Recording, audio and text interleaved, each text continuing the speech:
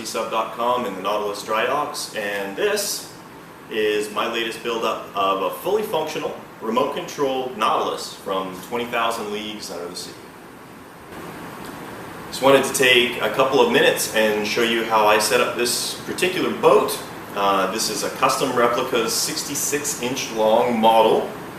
It's in limited production right now. They're very lucky to have gotten a hold of it for this customer. This particular customer is based out of the UK and contracted with me to finish this for him. Inside there is an OTW pump-based dive module.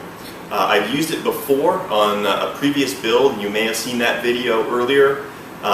It works exceptionally well. I'm really happy with it, and this is certainly no exception.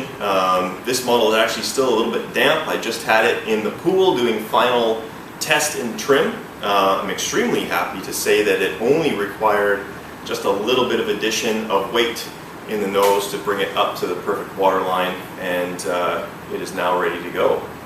So without any more delay, I'll show you some of the features of the model and how I put it together.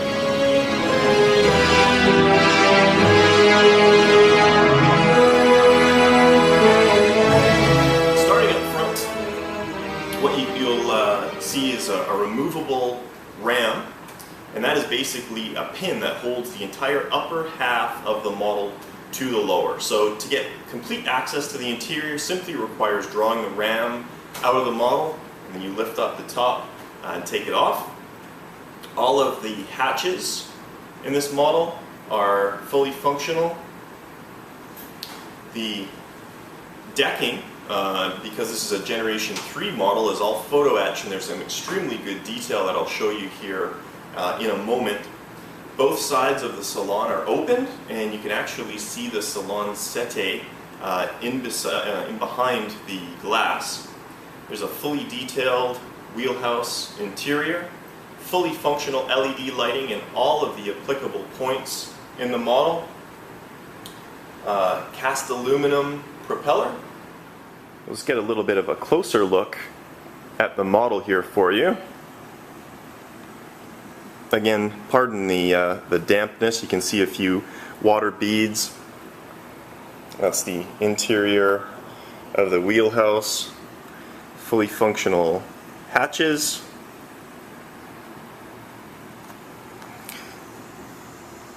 This section is actually removable, and you can see the staircase descending down into the model there. It's held on magnetically. And there's our interior. It's going to be really hard to see that with the reflection off of the window there. Photo etched deck grates that I mentioned, fully functional hatches with its restraining catch. This is the only seam in the model. The only other seam is actually at the bottom of the side keel, so if you actually take a look at it from the bottom, it's almost unnoticeable. And here's the real working section of the model. This is a cast aluminum propeller. You'll notice that there's no dive planes on the model. These are cosmetic only. Reason being is that really, for all intents and purposes, they are just cosmetic. I've used them in the past to try and provide pitch control on the models. They're just not effective. They're too close to the center line, and they're too small to affect a pitching moment in the model. And so what I've taken to is actually creating a gimbaled propeller. And what that does is it directs the thrust immediately from the boat in an up or downwards motion. Being that the rudder is directly aft of the propeller, it has extremely good turning radius. But for RC, what I also like to do is put the addition of this clear plastic fin extension on the rudder. I know it's kind of hard to see. You can see it a little bit better there. And that's completely removable. It's friction fit. Simply pull it out and the model will be set all for static display, and this honestly does make an absolutely breathtaking display model as well. The paint finish is actually a 6-step process that I've developed over the course of the years that starts with a base model, or a base coat of dark silver, some airbrushing of the panel lines with some weathered gray, a wash of actual authentic rust, some wiping down of the excess, clear coat, and then some additional pastels and such. So it's quite a lengthy process, but very much worth it.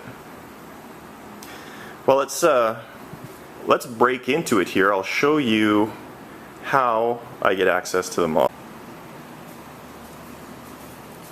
So as I mentioned, this is the basically the retaining pin for the model. It's friction fit. Simply slide it out. It's an aluminum shaft that will never corrode. And straight up and forward, and we have full access to the interior. As you can see, everything is damp. It just came out of the swimming pool outside. As I was doing the final test, I did the addition of this ballast in the bow. These 3 weights brought it to perfect level freeboard. So you can see this is the retaining catch. The other one has a similar piece that comes down from the top. The pin goes through and that holds everything in. Got your main power lead that runs to the battery, which is underneath, and it's a massive 12 volt 10 amp hour nickel metal hydride unit, and that goes basically from this point all the way up to this point, and it's sat in a cradle of foam underneath that keeps it very, very secure underneath this central ballast area. Forward section of the watertight cylinder houses the pump and pump control module. Here is the central ballast section of the model. This is an entirely sealed system, so it does not draw air or expel air from the watertight cylinder. Basically, as water is pumped into the ballast chamber, it goes into or through a very small hole and into the other sections of the watertight cylinder. So the air pressure increases inside as the water level rises. It's a very slick system. It offers some very precision control. Rear section here houses basically all of the working electronics. You got receiver, servos, automatic pitch control, your main drive motor. Underneath you can see the servos that house it. There's a lot of room for a lot of extra features in here. Your main shafts, bellow seals for the linkage arms. These are the linkages that I set up. These are magnets, so they're actually completely removable manually. They snap in with some very, very positive action. If I pull that off, you can see the linkage for the rudder working. And the other one is for the tilting propeller. So as this model works, you can see the main drive shaft is tilting up and down along with the linkage there. This section right here has a stop that basically makes sure that the propeller doesn't tilt too much and slam into the tail, which would make for some exciting fireworks, I think, as it chews into the back end. But it has a stop in there that stops it from going too low or too high. So that's basically the interior workings of this particular boat.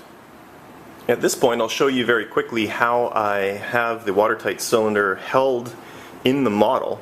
Basically, it's held at the front and the back. There is an L bracket in here that's pinned by this piece of brass. And then in the back section, one of the knurled nuts that holds these end caps on slips through a block. So in the back, it's held down with this knurled nut, and in the front by this L-clip.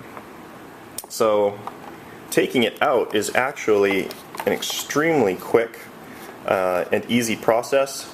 Just a brass screw holds the swiveling arm here in. This swivels out. You can see the brass L-clip there, and now simply lift upwards and draw it straight back. The magnetic catches disengage, as does the dog bone, and now you can see the interior of the model. There is the big 12 volt 10 amp hour nickel metal hydride battery pack. It keeps this thing running for an exceptionally long time. This is big bars of lead weights in the keel that keep this very, very stable. All of this is open, these grates that basically allow water to drain very, very quickly in and out of the model. Here's the linkages and the propeller shaft. The big trick with this tilting prop assembly is to ensure that there's no binding inside the drive line, irregardless of the tilt of the propeller. But as you can see, if I tilt it all the way down, it spins very, very freely. If I tilt it all the way up, it spins very freely. So it's a very nice system. It works really well. It's actually quite simple to implement, and the pitch control that it offers is actually really, really good. Alright, I wanted to show you very briefly how I set up the wheelhouse interior of this model. Of course, I wanted to ensure that you still had full access to the interior of the wheelhouse for maintenance, servicing, and of course to clean the viewports. So this is the removable section that I created. Dive levers are all fully operational, but basically this removable section slips into the wheelhouse section like this. The front edge has a retaining pin, slips under, and then the floor pushes down into the recess. This rear clip gets put into place, and your floor is basically secured inside the model, and it can be removed at any time for access to the interior. So at this point here, I've actually connected the lighting. It's all set to go. It's all operational. It's full LED lighting. They are never going to burn out.